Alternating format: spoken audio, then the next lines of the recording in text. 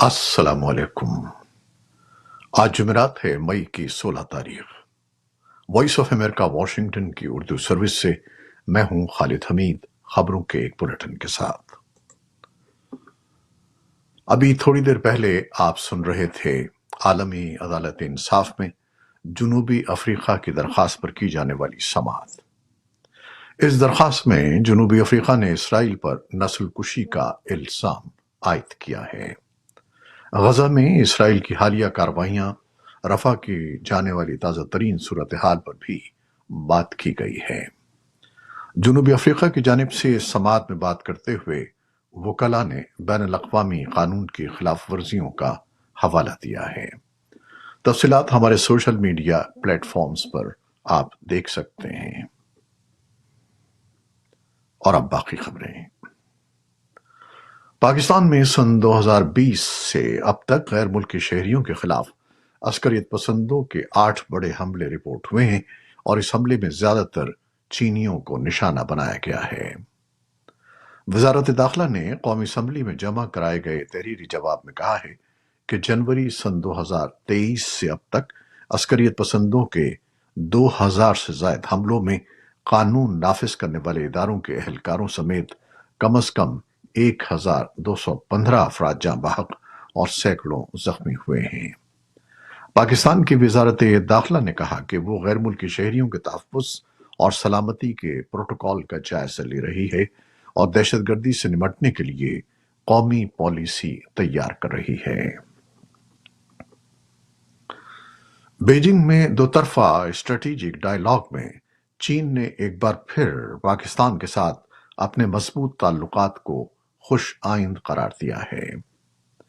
पाकिस्तान के नायब वजीर आजम और वजीर खारजा इसहाक डार के हमराह चीन के वजीर खारजा वांग यी ने एक प्रेस कॉन्फ्रेंस में कहा कि पाकिस्तान ने यकीन दहानी कराई है कि वो चीनी इंजीनियरों पर हमले में मुलव्वस अनासिर को इंसाफ के कटहरे में लाने की हर मुमकिन कोशिश करेगा।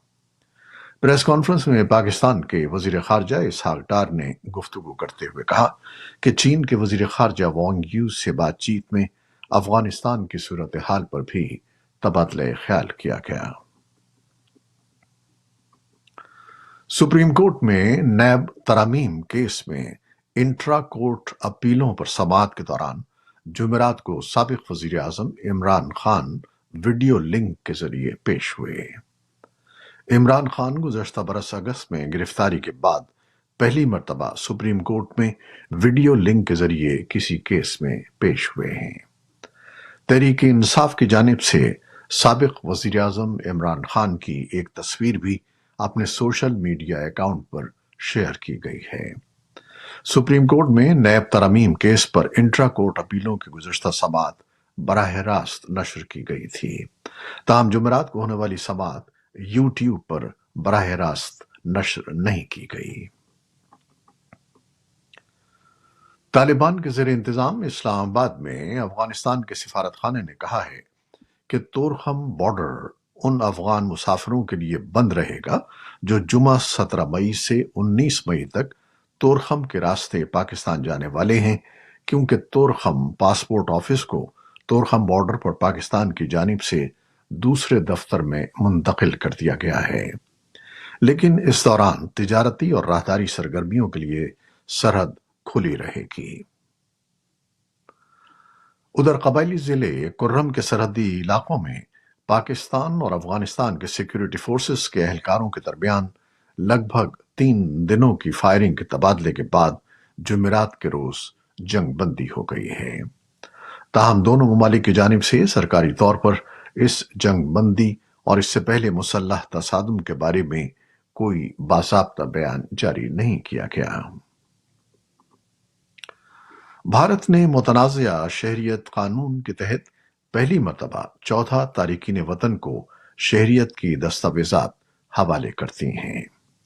भारत में सन 2019 में शहरियत तरमीमी एक्ट मंजूर हुआ था, जिसके तहत पाकिस्तान, अफगानिस्तान और बांग्लादेश से भारत मुंतकिल होने वाले ऐसे अफराद भारतीय शहरियत के अहल हैं जो अपने अपने मुल्क में हिंदू, पारसी, सिख, बुद्ध اور مسیحی مذہب سے تعلق رکھنے کی بنا پر ظلم و ستم کا شکار تھے۔ وزیر اعظم مودی کی حکومت نے عام انتخابات سے ایک ماہ قبل ہی شہریت قانون کو نافذ کیا تھا۔ اور اب غزہ کی تازہ ترین صورتحال، کچھ اور اہم خبریں۔ فلسطینی وزارت صحت نے جمعرات کو کہا کہ اسرائیلی فورسز نے شمال مغربی کنارے میں 3 فلسطینیوں کو ہلاک کر دیا ہے۔ اسرائیلی فوج نے فوری طور پر رد عمل کی درخواست کا جواب نہیں دیا۔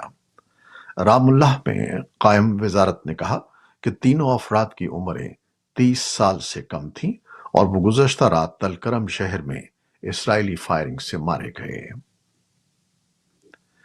اسی اثنا میں عرب رہنما 33ویں عرب سربراہی اجلاس کے لیے جمعرات کو بحرین کے شہر منامہ پہنچے ہیں۔ ان میں شام کے صدر بشار الاسد اور قطر کے امیر شیخ تمیم بن حمد الثانی بھی شامل ہیں۔ جمعرات کو سربراہان کے اجلاس سے قبل عرب وزرائے خارجہ منگل کو عرب لیگ کے وزارتی اجلاس کے لیے بحرین میں جمع ہوئے تھے۔ خبر رساں ادارے AFP کے مطابق فلسطینی صدر محمود عباس نے بحرین میں عرب لیگ کے سربراہی اجلاس سے خطاب کرتے ہوئے کہا کہ حماس نے 7 اکتوبر کو فلسطینی سرزمین سے حملہ کر کے اسرائیل کو غزہ میں جنگ چھیڑنے کا جواز دیا ہے۔ امریکی حکام نے بدھ کو کہا ہے کہ جب امریکہ ایک عارضی بندرگاہ کھول دے گا تو سینکڑوں ٹن امداد غزہ بھیجنے کے لیے تیار ہوگی۔ انہوں نے ایک اہم زمینی گزرگاہ کو دوبارہ کھولنے پر بھی زور دیا۔ مشرق وسطی میں کام کرنے والی امریکی سینٹرل کمانڈ کے deputy commander vice admiral Brad Cooper نے کہا کہ اس وقت ہمارے پاس سینکڑوں ٹن امداد ترسیل کے لیے تیار ہے اور ہزاروں ٹن امداد پائپ لائن میں ہے۔ کوپر نے یہ انتباہ بھی کیا کہ امریکہ بندرگاہ پر حملوں کو برداشت نہیں کرے گا۔ انہوں نے کہا کہ یہ 100% انسانی ہمدردی کا مشن ہے اور اس پر کام کرنے والوں پر کوئی بھی حملہ اس مشن پر اور غزہ کے لوگوں کی امداد پر ایک حملہ تصور ہوگا۔ یوکرین نے جمعرات کو روس پر الزام لگایا ہے کہ اس نے شمال مشرقی خارکیف کے علاقے کے سرحدی قصبے ووچانسک میں شہریوں کو حراست میں لیا اور انہیں قتل کر دیا۔ اس علاقے میں روسی افواج نے گزشتہ ہفتے زمینی حملہ کیا تھا۔ وزیر داخلہ ایگور کلیمنکو نے ٹیلی گرام پر ایک پوسٹ میں کہا کہ روسی فوجی شہریوں کو قیدی بنا رہے ہیں، وہ لوگوں کو اغوا کرتے ہیں اور انہیں تہہ خانوں میں قید کر دیتے ہیں۔ وائٹ ہاؤس کی پریس سیکرٹری کرین ژان پیئر نے کہا ہے کہ صدر جو بائیڈن نے سلوواکی وزیر اعظم رابرٹ فیکو کے قتل کی کوشش پر گہری تشویش کا اظہار کیا ہے۔ رابرٹ فیکو پر بدھ کے روز ایک سرکاری اجلاس سے نکلتے وقت قاتلانہ حملہ کیا گیا تھا۔ بندوق بردار نے 59 سالہ فیکو پر 5 گولیاں چلائی تھیں، جس کے بعد انہیں تشویشناک حالت میں ہسپتال داخل کیا گیا تھا۔ اس واقعے کی ملکی اور بین الاقوامی سطح پر مذمت کی جا رہی ہے۔ روس کے صدر ولادیمیر پوٹن جمعرات کی صبح چین کے اپنے 2 روزہ سرکاری دورے پر بیجنگ پہنچے۔ صدارتی انتخابات میں کامیابی کے بعد ان کا یہ پہلا غیر ملکی دورہ ہے۔ پوٹن نے شی جن پنگ کے ساتھ ایک نیوز کانفرنس میں کہا کہ دونوں ممالک جوہری توانائی کے شعبے میں تعاون کو مزید گہرا کریں گے۔ پوٹن نے کہا کہ روسی سرکاری کمپنی روسٹام عوامی جمہوریہ چین کی سرزمین پر روسی ڈیزائن کے پاور یونٹ بنا رہی ہے اور ان کا کمیشن چینی معیشت کی توانائی کی فراہمی میں اہم کردار ادا کرے گا اور چینی کاروباری اداروں اور گھرانوں کو سستی اور صاف توانائی فراہم کرنے میں مدد دے گا۔ رواں برس 5 نومبر کو ہونے والے امریکی صدارتی انتخابات کی مہم کے دوران صدر جو بائیڈن اور ان کے متوقع ریپبلکن حریف سابق صدر ڈونلڈ ٹرمپ 2 مباحثوں میں ایک دوسرے کے مد مقابل ہوں گے۔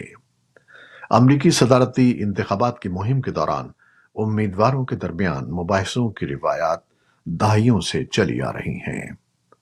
بدھ کو مباحثوں کی تاریخوں پر اتفاق کے بعد दोनों उम्मीदवारों ने एक दूसरे को तनकीद का निशाना बनाया है। नासा काउंटी न्यूयॉर्क में आरजी इंतजामात के तहत बनाए गए क्रिकेट स्टेडियम का इफ्तिताह हो गया है।